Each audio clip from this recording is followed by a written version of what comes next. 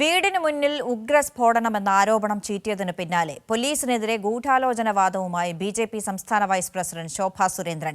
Case അന്വേഷിച്ച എസിപിക്ക് തന്നോടുള്ള താൽപര്യം വർഷങ്ങളായി അറിയാമെന്നും അദ്ദേഹത്തിന് താമ്രപത്രം നൽകണമെന്നും വാർത്താസമ്മേളനത്തിൽ ശോഭാ സുരേന്ദ്രൻ പരിഹസിച്ചു. തന്റെ വീടിന്റെ സമീപം ഉഗ്രസ്ഫോടനം നടന്നുവെന്ന ആരോപണം നനഞ്ഞ പടക്കം പോലെ ചീറ്റിയതിന് പിന്നാലെയാണ് പോലീസിനെതിരെ ഗൂഢാലോചന ആരോപണവുമായി ബിജെപി സംസ്ഥാന വൈസ് പ്രസിഡന്റ് ശോഭാ സുരേന്ദ്രൻ രംഗത്ത് വന്നിരിക്കുന്നത്. തൃശ്ശൂരിലെ പോലീസ് അധികാരികൾ കണ്ടുപിടിച്ചു, വിഷുവിനോ ഈസ്റ്ററിനോ വാങ്ങിയ പടക്കത്തിന്റെ ബാക്കി ഓലപ്പടക്കം പൊട്ടിച്ചതിനാണ് ശോഭാ സുരേന്ദ്രൻ ഇങ്ങനെ ഒരു വിഷയമുണ്ടാക്കിയത് എന്നുള്ള രീതിയിൽ വ്യക്തമായിട്ടുള്ള ഗൂഢാലോചന പോലീസ് അധികാരികളുടെ ഭാഗത്തു നിന്നുണ്ടായി. വെള്ളിയാഴ്ച രാത്രി 10:45 വീടിന് സമീപം ഉഗ്രസ്ഫോടനം എന്നായിരുന്നു ശോഭാ സുരേന്ദ്രന്റെ ആദ്യ പ്രതികരണം. അതിനു പിന്നാലെ പോലീസിലും പരാതി നൽകി.